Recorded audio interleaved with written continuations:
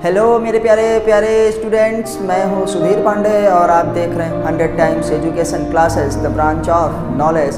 हम लोग पढ़ रहे हैं चैप्टर नंबर 1 बायोलॉजी का रिप्रोडक्शन इन लिविंग्स, सजीवों में जनन, जिसके हम अभी तक 11 लेक्चर पूरे के पूरे कर चुके हैं। आज हम देखेंगे उसका 12वां लेक्चर। तो आइए हम लोग बिना टाइम को व्यतीत किए हुए देखते हैं कि क्या आज हमारे पास है। तो जैसा कि आप लोग जानते हैं, मैं पढ़ाता हूँ 100% NCERT और आपको भी 100% NCERT ही पढ़नी चाहिए, क्योंकि आपके नीट के एग्ज़ाम के लिए वो कंपलसरी ही है बेटा। उसमें 90 से 95 क्वेश्चन NCERT की लाइन से ही आएंगे और सारे एग्ज़ाम्स में भी NCERT ही चलती है। तो आइए हम देखते हैं हमारे पास आज क्या है। तो प्लीज़ आपसे रिक्वेस्ट है कि आप भी अपनी NCERT ले लीजिए, अपनी कॉपी पेन उठा लीजिए। अगर आप लिखना चाहते हैं, नोट्स बनाना चाहते हैं या NCERT को लाइन टू लाइन पढ़ना चाहते हैं, तो बेटा वही आप भी पढ़िए जो मैं पढ़ रहा हूँ। क्योंकि आपको कितना भी आता रहे, अगर आप सिलेबस से थोड़ा इधर उधर भटक जाएंगे, मैं इसलिए किताब पढ़ाता हूँ कि ताकि मुझे पता रहे कि मुझे आपको क्या बताना है। क्योंकि आपके जो बुक में है बेटा वही हमको पढ़ना है, नहीं तो कहीं इधर ऊपर नीचे हो गया, आगे पीछे हो गया, कम ज़्यादा हो गया तो आप डाइवर्ट होंगे, बाकी कुछ नहीं। तो चलिए, और प्लीज़ चैनल को सब्सक्राइब ज़रूर करिए, वीडियो को लाइक करिए, अपने दोस्तों के साथ शेयर ज़रूर करिए और उनको भी बताइए कि अगर आपको बेस्ट NCERT पढ़नी है लाइन टू लाइन, तो आप जो है 100 times education by Sudhir Pandey को सब्सक्राइब ज़रूर करिए। तो चाहे आप यूपी बोर्ड से हों, चाहे आप CBSE बोर्ड से हों, चाहे आप किसी भी बोर्ड के हों, बेटा NCERT पढ़नी है। तो मैं इस समय पढ़ रहा हूँ हिंदी वाली NCERT, ताकि हमारे जो हिंदी भाषी बच्चे हैं जो कहते हैं कि सर NCERT समझ में नहीं आती है, हमको खिचड़ी जैसा लगता है, तो बेटा खिचड़ी जैसा नहीं होगा, सीधे अब पनीर बनेगी। आइए हम लोग देखते हैं। तो बेटा ये है पेज नंबर, हम लोग पढ़ रहे हैं 10, मतलब 10वां। तो यहाँ तक हो चुका था कि जनन प्रावस्था के दौरान हम लोग पीछे वाली वीडियो में क्या देखे हैं, हम लोग कायिक प्रावस्था देखे हैं, जनन प्रावस्था देखे हैं ना। तो हमारे पास जंतुओं के लिए होता है कौन सा, जुवेनाइल फेज, जिसको किशोरावस्था कहते हैं, और पौधों के लिए होता है हमारे पास कायिक प्रावस्था, और उसके बाद आती है क्या है, जनन अवस्था। तो यहाँ पे लिखा है कि अब जनन अवस्था के दौरान, जब जनन अवस्था हमारा स्टार्ट हो जाता है, लड़कियों में 11 से 13 और लड़कों में 14 से 16 पे हमारा क्या है, जनन अवस्था स्टार्ट हो जाता है। तो वही बात हो रही कि जनन अवस्था के दौरान आखिर होता क्या है। जनन अवस्था के दौरान अपरा क्या है, स्तनीय मादा। अपरा स्तनीय मादा का मतलब होता है प्लेसेंटल मैमल्स। प्लेसेंटल मैमल्स का मतलब ये होता है कि जिसमें क्या आंवल बनता हो, जिसमें हम लोग देखते हैं अपरा कहते हैं, आंवल कहते हैं। जब बच्चा होता है तो उसके साथ क्या है, आंवल भी निकलता है ना, और बाद में भी निकलता है। और मैमल्स मतलब जो स्तनधारी हैं, जो स्तनधारी मतलब जिसमें स्तन पाया जाता है, तो उन वाले में अपरा जिसमें बनता है, अंडाशय की सक्रियता में चक्रीय तथा क्या है, सहायक वाहिका और हार्मोन्स में परिवर्तन होने लगते हैं। तो नॉन प्राइमेट्स में अगर ये परिवर्तन होता है, नॉन प्राइमेट्स का मतलब मंकी एप और ह्यूमन को छोड़ करके, मंकी एप ह्यूमन को बेटा छोड़ करके किसी को भी, गाय हो, भैंस हो, कुत्ता हो, बिल्ली हो ना, इन सब में हम कह रहे हैं कि वो नॉन प्राइमेट्स होते हैं। तो एक साइक्लिक चेंज होता है। क्या होता है बेटा, साइक्लिक चेंज होता है ड्यूरिंग द रिप्रोडक्टिव फेज। इनका ओवरी पे, एसेसरी डक्ट्स में एंड हार्मोनल होता है। तो हम लोग देखो यहीं पे लिखे हैं बेटा कि क्या होता है मेंस्ट्रुअल साइकिल, मतलब ऋतुस्राव चक्र क्या होता है, किसे हम ऋतुस्राव चक्र कहते हैं। तो ऋतुस्राव चक्र में हम जान गए हैं कि इसी को हम लोग ऋतुस्राव चक्र कहते हैं। तो आइए देखते हैं क्या होता है ऋतुस्राव चक्र। तो साइक्लिक चेंज होता है कहाँ पे बेटा, बहुत शॉर्ट नोट्स आपको मिलेगा। पहले CYCLIC, साइक्लिक चेंज न इन, पहली बात किस पे, ओवरी में। ओवरी मतलब समझ गए ना आप, अंडाशय में। क्या होता है बेटा, अंडाशय। दूसरा चेंज कहाँ पे आएगा बेटा, एसेसरी डक्ट्स में। कहाँ पे, एसेसरी क्या है, डक्ट्स में हमारे पास आता है, एसेसरी डक्ट्स में आता है। तीसरा हमारे पास हम कहते हैं हार्मोन्स में। कहाँ पे, हार्मोन्स में। ये हमारे पास होगा। एसेसरी डक्ट्स का मतलब होता है बेटा, यहाँ पे लिख दे रहे हैं सहायक नलिकाएं। क्या है? सहायक नलिकाएं। अभी आप तीसरे में पढ़ेंगे। और हार्मोन्स का तो आप हार्मोन्स जानते ही हैं। इन सब में हमारे पास क्या होता है बेटा? चेंज होता है। तो हम कहते हैं कि हमारे पास ये हुआ एसेसरी। थोड़ा सा यहाँ पे डबल सी करना है, चलिए कोई बात नहीं। तो हमारे पास इन तीनों में जब चेंज आता है तो हम उसको कहते हैं, ये चेंज होता कब है बेटा? During reproductive phase. क्या है? During reproductive phase. Reproductive phase. During reproductive phase मतलब क्या है? जनन प्रावस्था के दौरान न। तो हम क्या लिखेंगे? जनन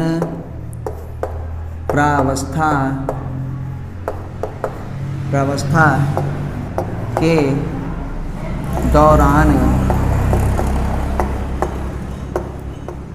जब अंडाशय, अब वहाँ पे एक बार लिख चुके हैं बेटा, अंडाशय सहायक नलिकाओं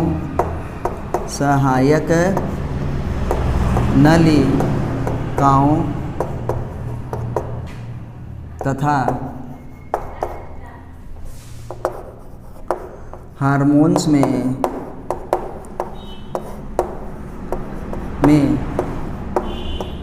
परिवर्तन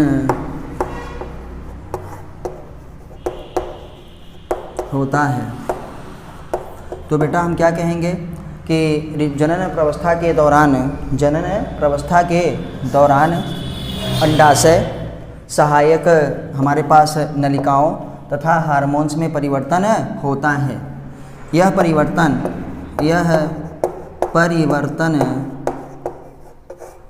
जब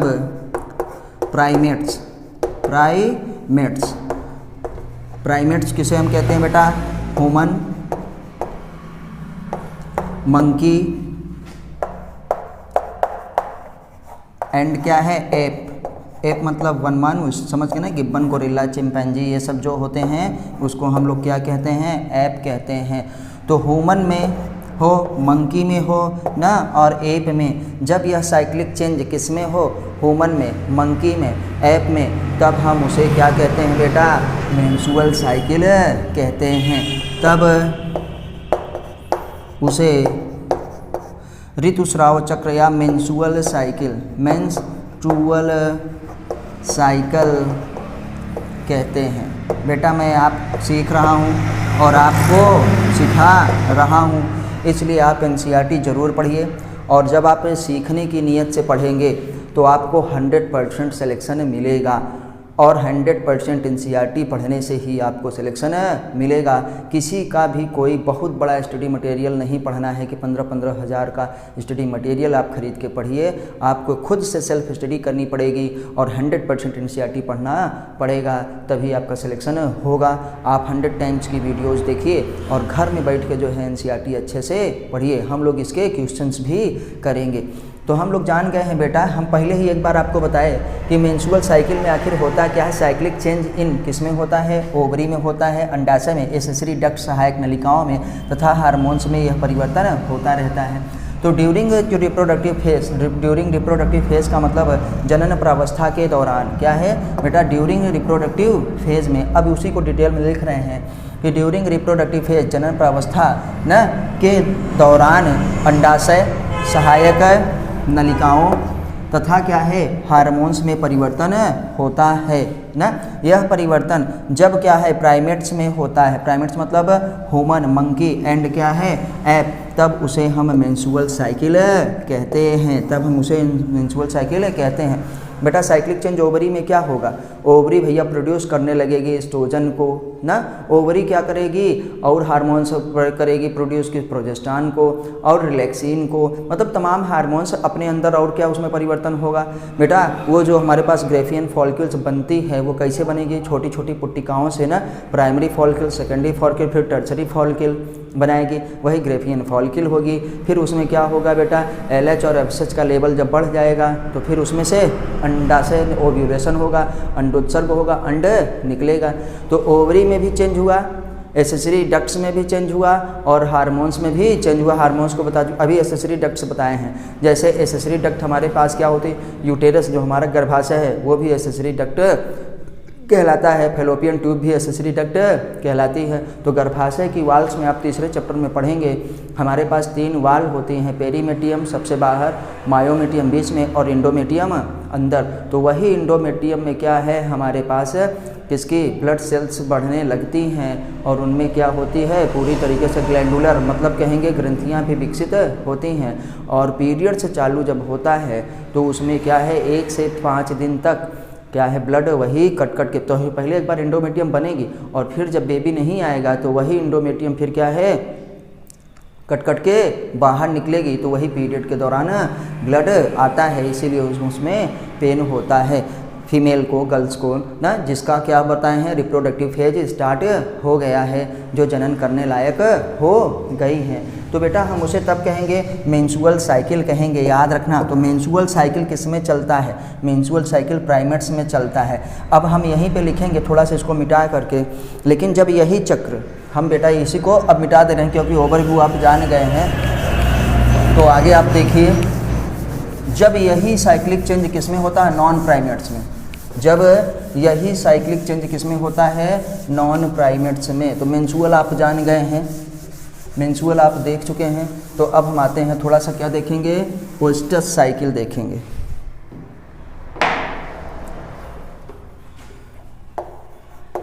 जब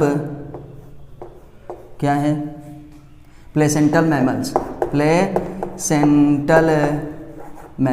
प्लेसेंटल मैमल्स का मतलब बेटा होता है अपरा, क्या है जिसमें आंवल बनता है, जिसमें आंवल बनता है, अपरा स्थानीय। जब प्लेसेंटल मैमल्स जैसे नॉन प्राइमेट्स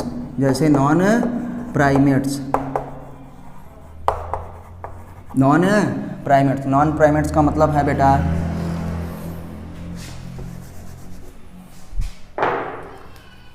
जब प्लेसेंटल मैमल्स किसमें, नॉन प्राइमेट्स जैसे हम कह रहे हैं हमारे पास हो गई गोट,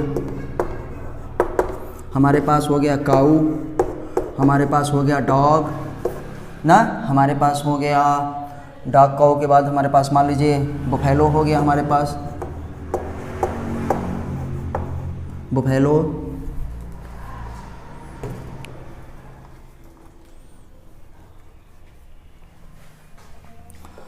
टाइगर, रैट, शिप भेड़ ना, एटसेट्रा में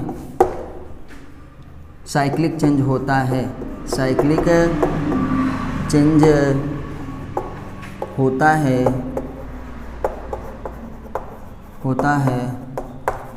तो उसे ओएस्टस साइकिल क्या कहेंगे बेटा, OESTRUS oestrus cycle, CYCLE oestrus cycle. Oestrus cycle को हिंदी में कहते हैं बेटा मद चक्र। क्या है, मद चक्र कहते हैं।